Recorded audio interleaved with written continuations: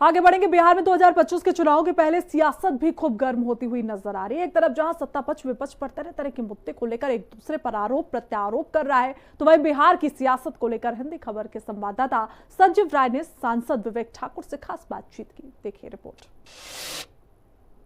2025 बिहार विधानसभा चुनाव होना है। बिहार की सियासत पूरी तरह से गर्मा गई है। एक तरफ जहां सत्ता पक्ष की बात करें प्रधानमंत्री नरेंद्र मोदी का लगातार बिहार दौरा, वहीं विपक्ष में राहुल गांधी भी अपनी पूरी ताकत लगा रहे हैं। हमारे साथ मौजूद है नवादा के सांसद विवेक ठाकुर। युवा हैं और लगातार अपने क्षेत्र में भी काम कर रहे हैं। हम उनसे आज करते हैं इन्हीं पहलुओं पर कुछ खास बातचीत। सर, सबसे पहले हिंदी खबर में आपका बहुत बहुत स्वागत है। सबसे पहला सवाल, जिस तरह से बिहार की अगर सियासत को हम देख रहे हैं तो पिछले कई दिनों में कई सारे ऐसे बयानबाजी, कई सारे ऐसे उलटफेर, विपक्ष आप लोग पर लगातार हमलावर है। अभी अगर हम कहें तो तेजस्वी यादव बार बार ये कह रहे हैं कि ये जो पूरी सरकार है भ्रष्टाचार और दामाद और ससुर की सरकार बन गई है, आयोग में उनको जगह मिल रहा है, और विपक्ष पर आरोप लगाते हैं। देखिए,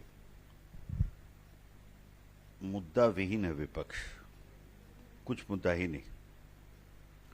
और स्वाभाविक है, तेजस्वी जी की भी सीमा है, क्योंकि सोच का सीमा तब बढ़ता है कि कोई आदमी अध्ययन कुछ किए रहता है। या तो बाधित है उनके केस में, 9वीं तक पढ़े हैं तो कितना सीमा चलेगा। तो उल्टा पुल्टा जो बात बिके नहीं, वो बात बोलने से क्या फायदा है। एनडीए की सरकार जो काम की है बिहार के परिवर्तन का, वो हर एक आदमी जब रोड पे चलता है तो उसको एहसास होता है बिहार के किस कोना में चले जाए। आज कल प्रहलाद जोशी केंद्रीय मंत्री आए थे, खगड़िया से वो बाई रोड आए और गए, और शाम में अपना जहाज भी पकड़ लिया और कार्यक्रम भी कर लिया।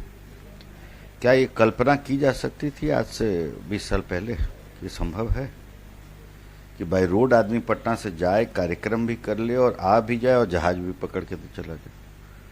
तो यही हुआ है एनडीए सरकार में। तो अब इन लोग को भी मौका जब लगा तो एक कालखंड जो है बिहार रोंगटा खड़ा करने वाला है। ये जब बीच में आए तो भ्रष्टाचार का जो चरम है, उसी आधार पे तो नीतीश इन लोग का साथ। आपकी सरकार को न कह रहे हैं, भ्रष्टाचार तो आप में है, दामाद ससुर आयोग में सब जगह। सीधा ये भी साफ उनका है कि मतलब इवन अधिकारियों के पत्नियों को बनाया जा रहा है आयोग में सदस्य। तो इससे बड़ा भ्रष्टाचार तेजस्वी कहते हैं क्या होगा? देखिए, अगर कोई काबिल है और किसी का बच्चा है तो उसकी काबिलियत पे आप प्रश्नवाचक चिन्ह आप नहीं लगा सकते। वो तो निखर के आ गई। तो फिर कहते हैं हम पर परिवारवाद क्यों? अगर वो कर रहे हैं परिवारवाद तो हम परिवारवाद उन पर उतना बड़ा आरोप मेरे दृष्टिकोण से, व्यक्तिगत राय है, उससे ज्यादा बड़ा चीज है कि जो उन लोग के आते बिहार का जो पूरा व्यवस्था जो है वो जो हिलडोल होता है तो आम आदमी घबरा जाता है। तो जो नागरिक का कॉन्फिडेंस है वो हिल जाता है जब उन लोग की सत्ता आती है। तो अब विभिन्न पहलुओं पर, और ये प्रमाणिक हो चुका है। इस बार फिर जो लालू प्रसाद यादव की पार्टी की बात करें, राष्ट्रीय अध्यक्ष के लिए नॉमिनेशन किया और तय भी होना है, क्या कहेंगे? देखिए, घर का पार्टी है, आजीवन का राष्ट्रीय अध्यक्ष, तो इसमें नामांकन करिए न करिए क्या फर्क पड़ता है? कोई फर्क पड़ता है क्या?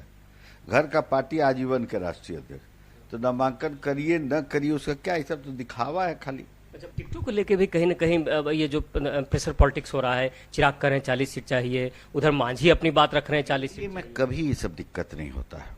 बीते ऑल इज वेल है, 100% ऑल इज वेल, और हमेशा रहता है। ये आप देखें कि लोकसभा में किस तरह से टिकट बहुत सहजता से बट गया, सब लोग चुनाव लड़ लिए। तो ये हमारे यहाँ ये सब कोई दिक्कत नहीं होगी।